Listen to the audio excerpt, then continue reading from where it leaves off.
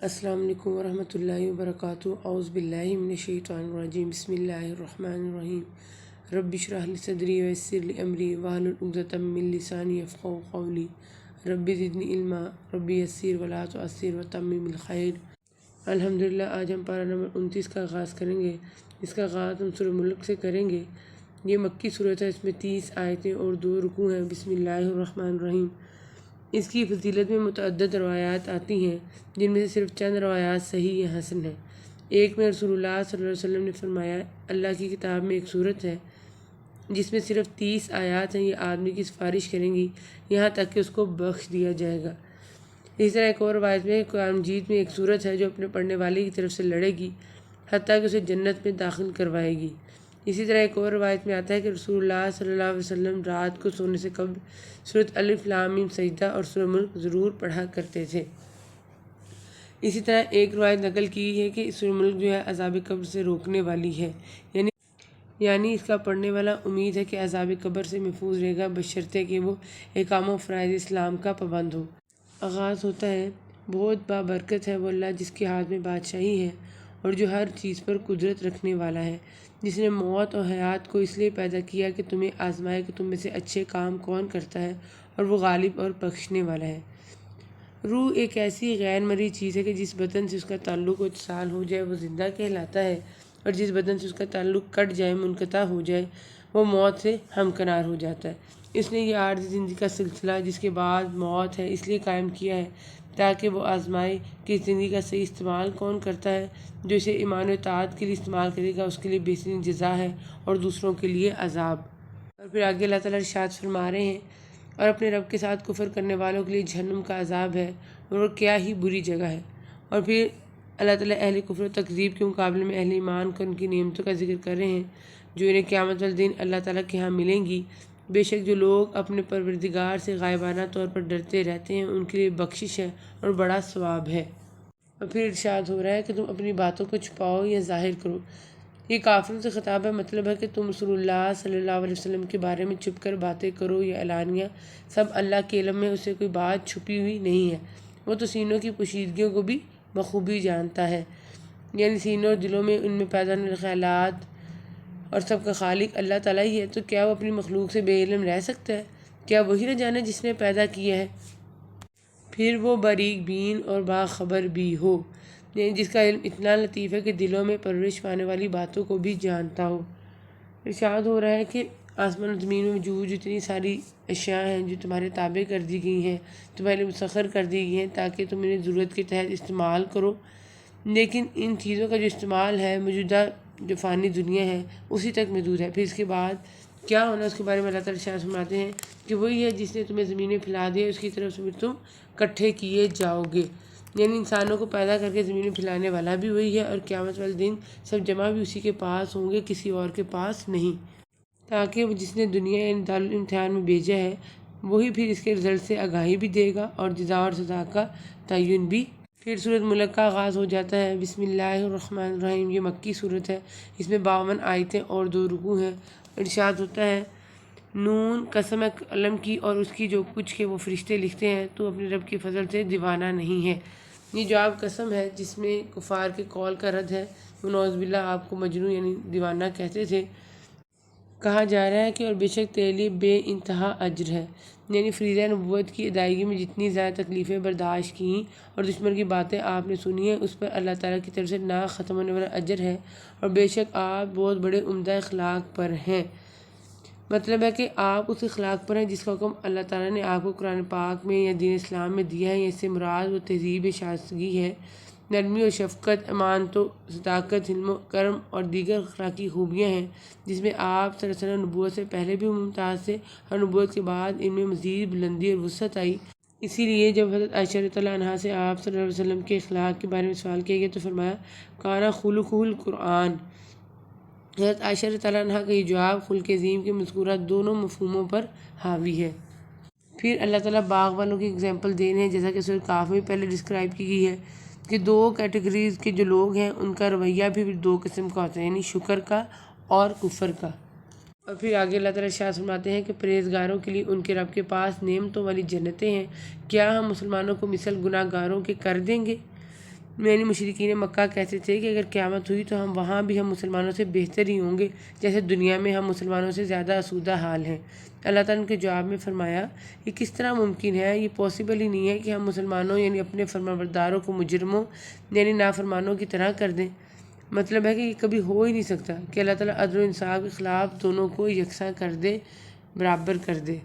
اور پھر ارشاد ہو رہا ہے کہ پس مجھے اور اس کلام کو جھٹلانے والے کو چھوڑ دے، یعنی میں ہی ان سے نبٹ لوں گا، تو ان کی فکر نہ کر، ہم انہیں اس طرح آہستہ آہستہ کھینچیں کہ انہیں معلوم بھی نہ ہوگا۔ یہ اسی ڈھیل دینے کا ذکر ہے جو قرآن مجید میں کئی جگہ بیان کیا گیا اور حدیث میں بھی اس کی وضاحت کی گئی ہے کہ نافرمانی کے باوجود دینی مال و اسباب کی فراوانی اللہ تعالیٰ کا فضل نہیں ہے، اللہ تعالیٰ کے قانون محال کا نتیجہ ہے۔ پھر جب وہ گرفت کرنے پر آتا ہے تو کوئی بچانے والا بھی نہیں ہوتا۔ پھر یونس علیہ السلام کا تذکرہ کیا گیا اور ساتھ ہی صبر کی تلقین بھی کی ہے کہ پس تو اپنے رب کے حکم کا صبر سے انتظار کر اور مچھلی والے کی طرح نہ ہو جائے جبکہ اس نے غم کی حالت میں دعا کی۔ پھر سورہ حاقہ کا آغاز ہوتا ہے، یہ مکی صورت ہے، اس میں 52 آیتیں اور 2 رکوع ہیں۔ بسم اللہ الرحمن الرحیم۔ آغاز ہوتا ہے کہ ثابت ہونے والی، یہ قیامت کے ناموں میں سے ایک نام ہے یعنی الحاقہ، اس میں امر الہی ثابت ہوگا اور خود یہ بھی بہر صورت وقوع پذیر ہونے والی ہے، اس لیے الحاقہ سے اسے تعبیر فرمایا۔ ثابت ہونے والی کیا ہے اور تجھے کیا معلوم کہ وہ ثابت شدہ کیا ہے، یعنی کس ذریعے تجھے اس کی پوری حقیقت سے آگاہی حاصل ہو، مطلب اس کے علم کی نفی ہے، گویا کہ تجھے اس کا علم نہیں کیونکہ تو نے ابھی اسے دیکھا ہے اور نہ اس کی ہولناکیوں کا مشاہدہ کیا ہے، گویا کہ وہ مخلوقات کے دائرہ علم سے باہر ہے۔ آگے اللہ تعالیٰ ارشاد فرما رہے ہیں اس کھڑکا دینے والی کو سمود اور عاد نے جھٹلا دیا تھا، جس کے نتیجہ میں سمود تو بے حد خوفناک اور اونچی آواز سے ہلاک کر دیے گئے اور عاد بے حد تیز اور تند ہوا سے غارت کر دیے گئے۔ پھر قیامت کی منظر کشی کی گئی ہے کہ اس دن تم سب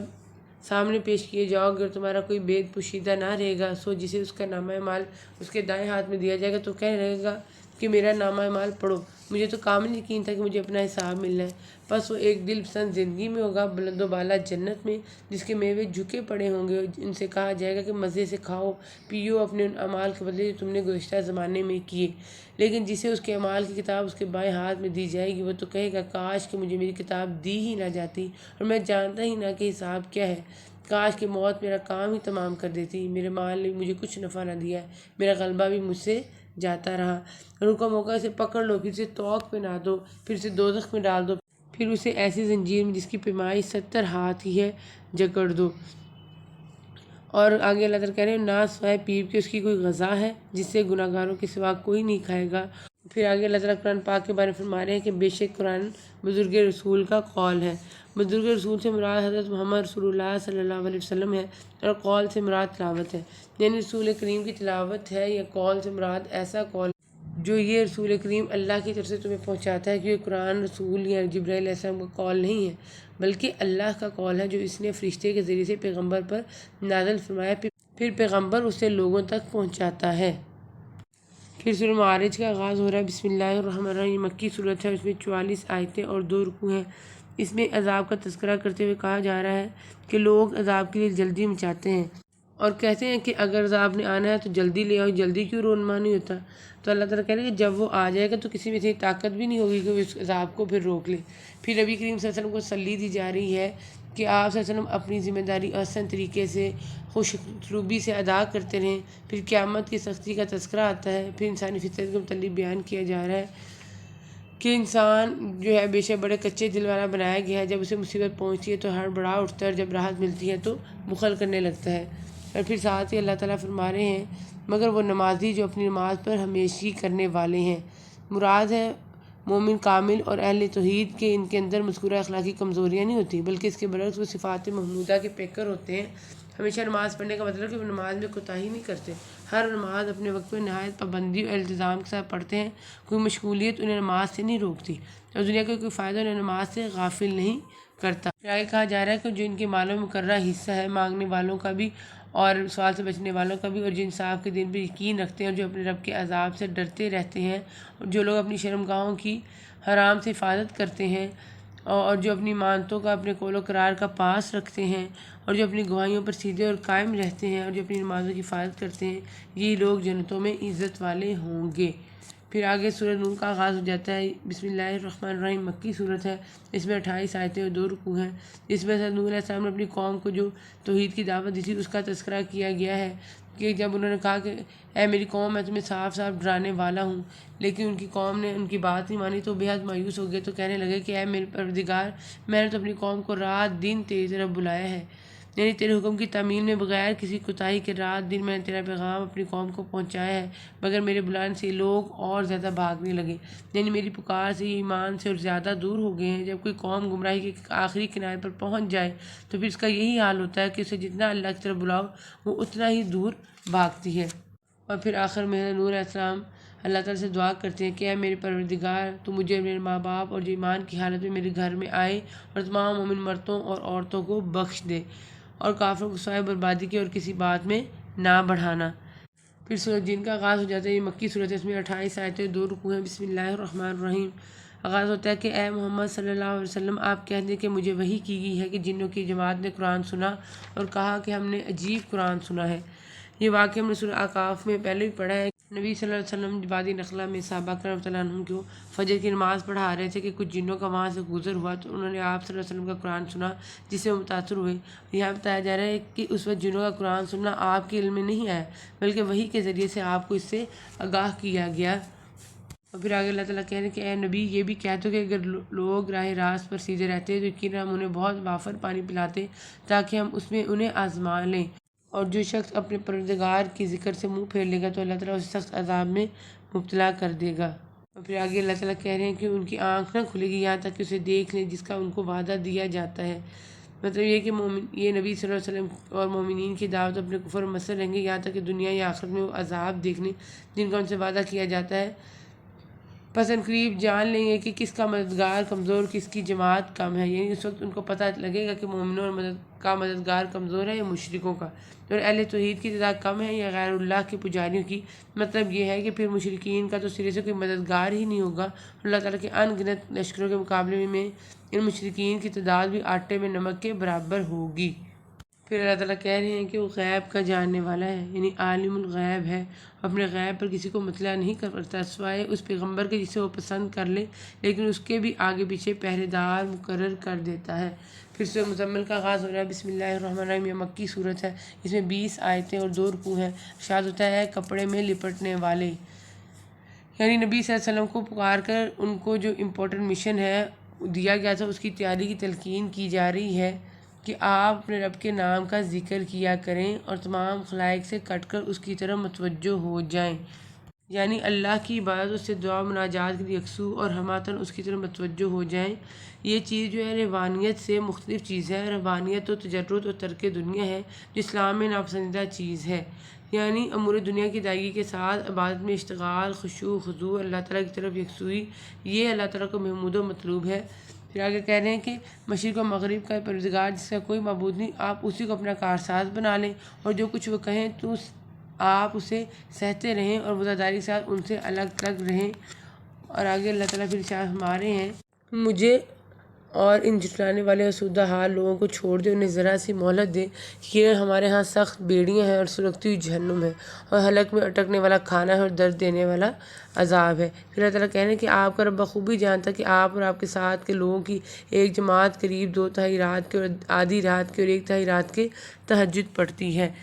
یعنی جب سورت کے آغاز میں نصف رات یا اس سے کم یا زیادہ قیام کا حکم دیا گیا، نبی صلی اللہ علیہ وسلم اور آپ کے ساتھ صحابہ کی ایک جماعت رات کو قیام کرتی، کبھی 2/3 سے کم، کبھی نصف رات اور کبھی سلف یعنی 1/3 حصہ، جیسا کہ یہاں ذکر ہے۔ لیکن ایک تو رات کا یہ مستقل قیام نہایت گراں تھا، دوسرے وقت کا یہ اندازہ نصف رات یا سلف یا 2 سلف حصہ قیام کرنا اس سے بھی زیادہ مشکل تھا، اس لیے اللہ تعالیٰ نے اس آیت میں تخفیف کا حکم نازل فرما دیا اور ارشاد فرمایا کہ رات دن کا پورا اندازہ اللہ تعالیٰ کو ہی ہے، وہ خوب جانتا ہے کہ تم اسے ہرگز نہ نبھا سکو گے، بس اس نے تم پر مہربانی کی، لہٰذا جتنا پڑھنا تمہارے آسان ہو اتنا ہی پڑھو۔ اور پھر دوبارہ اللہ تعالیٰ آسانی کے لیے تلقین فرما رہے ہیں کہ سو تم بآسانی جتنا قرآن پڑھ سکو پڑھو، اور نماز کی پابندی کرو اور زکوٰۃ دیتے رہا کرو، اللہ تعالیٰ کو اچھا قرض دو، اور جو نیکی تم اپنے لیے آگے بھیجو گے اسے اللہ تعالیٰ کے ہاں بہتر سے بہتر اور ثواب میں بہت زیادہ پاؤ گے۔ اللہ تعالیٰ سے معافی مانگتے رہو، یقیناً اللہ تعالیٰ بخشنے والا مہربان ہے۔ پھر سورہ مدثر کا آغاز ہوتا ہے۔ بسم اللہ الرحمن الرحیم یہ مکی صورت ہے، اس میں 56 آیتیں اور 2 رکوع ہیں۔ آغاز ہوتا ہے اور اس میں نبی کریم صلی اللہ علیہ وسلم کو تلقین کی جا رہی ہے کہ اے کپڑا اوڑھنے والے، کھڑا ہو جا اور آگاہ کر دے اپنے رب ہی کی بڑائیاں بیان کر۔ اور پھر اللہ تعالیٰ کہہ رہے ہیں کہ پھر پیچھے ہٹ گیا اور غرور کیا، یعنی جس نے حق سے منہ موڑا، ایمان لانے سے تکبر کیا اور کہنے لگا یہ تو صرف جادو ہے جو نقل کیا جاتا ہے، یعنی کسی سے یہ سیکھ کر آتے ہیں نعوذ باللہ نبی صلی اللہ علیہ وسلم، اور وہاں سے نقل کر کے لاتے ہیں، دعویٰ کرتے ہیں کہ اللہ تعالیٰ کا نازل کردہ ہے۔ تو اللہ تعالیٰ کہہ رہے ہیں پھر اس کا انجام کیا ہوگا کہ میں عنقریب اسے دوزخ میں ڈالوں گا، اور تجھے کیا خبر کہ دوزخ کیا چیز ہے، نہ وہ باقی رکھتی ہے اور نہ چھوڑتی ہے، کھال کو جلسا دیتی ہے، اس میں 19 فرشتے مقرر ہیں۔ ہم نے دوزخ کے دروغے صرف فرشتے رکھے ہیں، اور ہم نے ان کی ذات صرف کافروں کی آزمائش کے لیے مقرر کی ہے تاکہ اہل کتاب یقین کر لیں اور اہل ایمان کے ایمان میں اضافہ ہو جائے۔ پھر اللہ تعالیٰ مجرموں کے حساب کا تذکرہ کر رہے ہیں، اور 2 بیسک مین پوائنٹس یہاں پہ بیان کیے گئے ہیں ان کے بارے میں کہ جب ان سے سوال کیا جائے گا تمہیں کس چیز نے دوزخ میں ڈالا، تو جواب دیں گے ہم نمازی نہ تھے، نہ مسکینوں کو کھانا کھلاتے تھے۔ نماز حقوق اللہ میں سے اور مساکین کو کھلانا حقوق العباد میں سے ہے، مطلب یہ ہوا کہ ہم نے اللہ کے حقوق ادا کیے نہ بندوں کے۔ پھر ارشاد ہوتا ہے اب جو چاہے اسے نصیحت حاصل کرے، یعنی سچی بات ہوئی قرآن پاک کی نصیحت ہے نا، لیکن اس کے لیے جو اس قرآن کے مواعظ و نصائح سے عبرت حاصل کرنا چاہے اس کے لیے نصیحت ہے، اور اس قرآن سے ہدایت اور نصیحت تو اس سے ہی حاصل ہوگی جسے اللہ چاہے گا، جیسے سورۃ تکویر کے آیت نمبر 29 میں ہے وَمَا تَشَاءُونَ إِلَّا أَن يَشَاءَ اللَّهُ رَبُّ الْعَالَمِينَ۔ پھر سورۃ قیامہ کا آغاز ہوتا ہے، بسم اللہ الرحمن الرحیم، یہ مکی ہے اور اس میں 40 آیتیں اور 2 رکوع ہیں۔ ارشاد ہوتا ہے کہ میں قسم کھاتا ہوں قیامت کے دن کی، اور قسم کھاتا ہوں اس نفس کی، یعنی نفس لوامہ جو ملامت کرنے والا نفس ہے، یعنی بلائی پر بھی کرتا ہے کہ زیادہ کیوں نہیں کی، اور برائیوں پر بھی کہ اس سے باز کیوں نہیں آیا۔ دنیا میں بھی جن کے ضمیر بیدار ہوتے ہیں ان کے نفس انہیں ملامت کرتے ہیں، تاہم آخر میں تو سب کی نفس ملامت کریں گے۔ آگے اللہ تعالیٰ کہہ رہے ہیں کہ انسان یہ خیال کرتا ہے کہ ہم اس کی ہڈیاں جمع کریں گے ہی نہیں۔ یہ جواب قسم ہے، انسان سے مراد یہ کافر و ملحد انسان ہے جو قیامت کو نہیں مانتا۔ اس کا گمان غلط ہے کہ اللہ تعالیٰ یقیناً انسانوں کی جزا کو جمع فرمائے گا۔ یہاں ہڈیوں کا بطور خاص ذکر ہے، اس لیے کہ ہڈیاں ہی پیدائش کا اصل ڈھانچہ اور قالب ہے۔ ہاں ضرور کریں گے، ہم تو قادر ہیں کہ اس کی پور تک درست کر دیں۔ بنان، ہاتھوں اور پیروں کے ان اطراف یعنی کناروں کو کہتے ہیں جو جوڑوں، ناخن، لطیف رگوں اور باریک ہڈیوں پر مشتمل ہوتے ہیں۔ جب یہ باریک اور لطیف چیزیں ہم بالکل صحیح جوڑ دیں گے تو بڑے بڑے حصوں کو جوڑ دینا ہمارے لیے کیا مشکل ہوگا۔ پھر اللہ تعالیٰ کہہ رہے ہیں کہ آج انسان کو اس کے آگے بھیجے ہوئے اور پیچھے چھوڑے ہوئے سے آگاہ کیا جائے گا، یعنی اس کو اس کے تمام اعمال سے آگاہ کیا جائے گا، قدیم ہو یا جدید، اول ہو یا آخر، چھوٹا ہو یا بڑا، جیسے سورۃ قاف کے آیت نمبر 49 میں ہے وَوَجَدُوا مَا عَمِلُوا حَاضِرًا۔ بلکہ انسان خود اپنے اوپر آپ حجت ہے، یعنی اس کے اپنے ہاتھ، پاؤں، زبان اور دیگر اعضاء جو ہیں گواہی دیں گے، اور یہ مطلب بھی ہے کہ انسان اپنے عیوب خوب جانتا ہے۔ آگے اللہ تعالیٰ ارشاد فرما رہے ہیں اگرچہ کتنے ہی بہانے پیش کرے، یعنی لڑے جھگڑے، ایک سے ایک تعویل کرے، لیکن ایسا کرنا نہ اس کے لیے مفید ہے اور نہ وہ اپنے ضمیر کو مطمئن کر سکتا ہے۔ پھر ایک مرض کی جڑ کو مینشن کیا جا رہا ہے، اور وہ کیا ہے؟ ایک تو دنیا سے محبت ہے اور دوسری آخرت سے غفلت ہے۔ پھر سورۃ دہر کا آغاز ہوتا ہے، بسم اللہ الرحمن الرحیم، یہ مدنی صورت ہے اور اس میں 31 آیتیں اور 2 رکوع ہیں۔ ارشاد ہوتا ہے کہ یقیناً گزرا ہے انسان پر ایک وقت زمانے میں جبکہ یہ کوئی قابل ذکر چیز نہ تھا، یعنی اس میں گویا انسان کو متنبہ کیا گیا کہ وہ ایک پیکر حسن و جمال کی صورت میں جب باہر آتا ہے تو رب کے سامنے اکڑتا اور اتراتا ہے۔ اسے اپنی حیثیت یاد رکھنی چاہیے کہ میں تو وہی ہوں جو جب میں عالم نیست میں تھا تو مجھے کون جانتا تھا، اور بے شک ہم نے انسان کو ملے جلے نطفے سے امتحان کے لیے پیدا کیا اور اس کو سنتا دیکھتا بنایا۔ یعنی اللہ تعالیٰ کہہ رہے ہیں کہ ہم نے اس کو پیدا کرنے کا مقصد کیا ہے کہ انسان کی آزمائش ہے، لِیَبْلُوَنَّکُمْ أَیُّکُمْ أَحْسَنُ عَمَلًا، اور اسے سماعت و بصر کی قوتیں عطا کیں تاکہ وہ سب کچھ دیکھ اور سن سکے اور اس کے بعد اطاعت یا معصیت دونوں راستوں میں سے کسی ایک کا انتخاب کر سکے، اور ہم نے اسے راہ دکھائی ہے خواہ وہ شکر گزار بنے خواہ ناشکرا۔ یعنی مذکورہ قوتوں اور صلاحیتوں کے علاوہ ہم نے خود بھی انبیاء علیہ السلام اپنی کتابوں اور دایان حق کے ذریعے سے صحیح راستے کو بیان کیا اور کلیئر کر دیا ہے۔ اب یہ اس کی مرضی ہے کہ اللہ تعالیٰ کی اطاعت کا راستہ چوز کر کے اللہ تعالیٰ کا شکر گزار بندہ بن جائے، یا نافرمانی کا راستہ جو ہے چوز کر کے اس کا ناشکرا بن جائے، جیسا کہ ایک حدیث میں نبی صلی اللہ علیہ وسلم نے فرمایا کہ ہر شخص اپنے نفس کی خرید و فروخت کرتا ہے، بس اسے ہلاک کر دیتا ہے یا اسے آزاد کرا لیتا ہے، یعنی اپنے عمل و کسب کے ذریعے سے ہلاک یا آزاد کراتا ہے۔ اگر شر کمائے گا تو اپنے نفس کو ہلاک، اور خیر کمائے گا تو نفس کو آزاد کرا لے گا۔ پھر جنت کی نعمتوں کا تذکرہ کرتے ہوئے نبی صلی اللہ علیہ وسلم کو تسلی دی جا رہی ہے، اور پھر سورہ مرسلات کا آغاز ہوتا ہے۔ بسم اللہ الرحمن الرحیم، یہ بھی مکی صورت ہے، اس میں 50 آیتیں 2 رکوع ہیں۔ اس میں بہت سے سوالات کیے گئے ہیں تاکہ انسان کو متوجہ کیا جائے کہ فیصلے کا جو دن ہے وہ ضرور آئے گا۔ ارشاد ہوتا ہے کہ جس چیز کا تم سے وعدہ کیا جاتا ہے یقیناً ہونے والی ہے، یعنی تم سے جو قیامت کا وعدہ کیا جاتا ہے یقیناً واقعہ ہونے والی ہے، یعنی اس میں شک کرنے کی نہیں بلکہ اس کی تیاری کرنے کی ضرورت ہے، کیونکہ یہ قیامت کا واقعہ ہوگی۔ اس کی اگلی آیات میں اس کو واضح کیا گیا ہے کہ جب